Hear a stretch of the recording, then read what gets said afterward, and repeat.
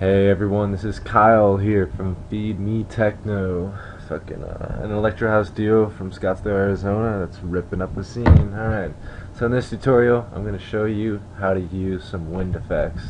Now these are the type of wind effects that, signal transitions, that add to awesome build-ups and stuff like that, and are really essential in making an Electro House. So first I'm going to make a 3X OSC right here. I'm going to link it to my mixer. Control L is a shortcut. Gonna add some reverb. I just throw on reverb 2 for a little fast reverb there. Turn it down to half. Now I'm going to throw in a fruity parametric EQ. What I'm gonna do is I'm gonna take all these bands and straighten them out like this. And then on the end bands, I'm gonna make this one go this direction, and I'm gonna make this one go in the opposite direction. There we go. And so I'm gonna make the bandwidth a little bit higher, so there's a little ridge right there. What I'm gonna want to do is before I do anything else with this, I'm going to go back here to my pattern, and I'm going to make this one measure long, and I'm going to make the waveforms all static. Should have done this before. And I'm going to label it wind, just for fun. Alright, so you got that so far. Alright, so now you just sound like just a lot of static, and you see it hitting here on the EQ. So what we're going to do is we're going to automate these frequencies to go down over time.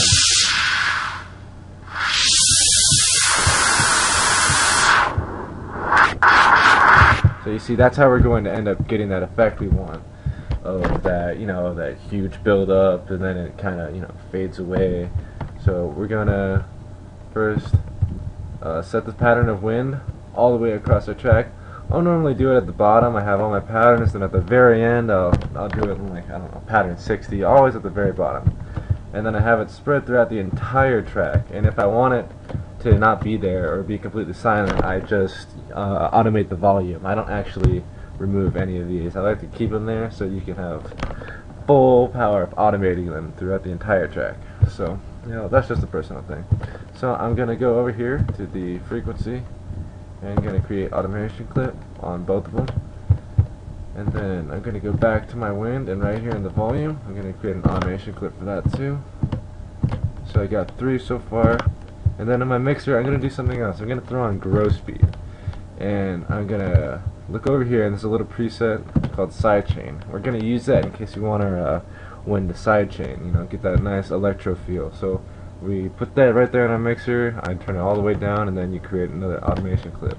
So let's go to our tracks. We'll label these band 1, band 7, wind volume, and then we got the wind sidechain. Alright, so if we play in song mode right now, we just get that master going. I'll make a quick pattern, just a simple kick and clap, just like that. And I'm gonna make this go across it right here. So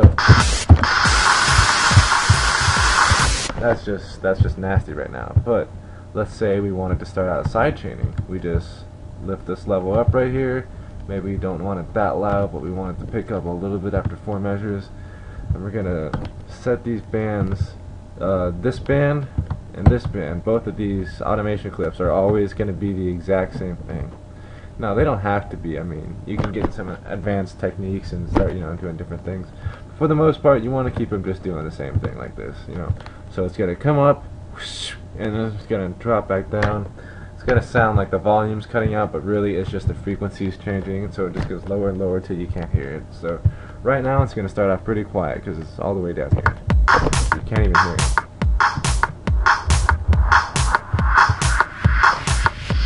And there we go right there. Maybe we don't want to decide chain anymore. Put it back up.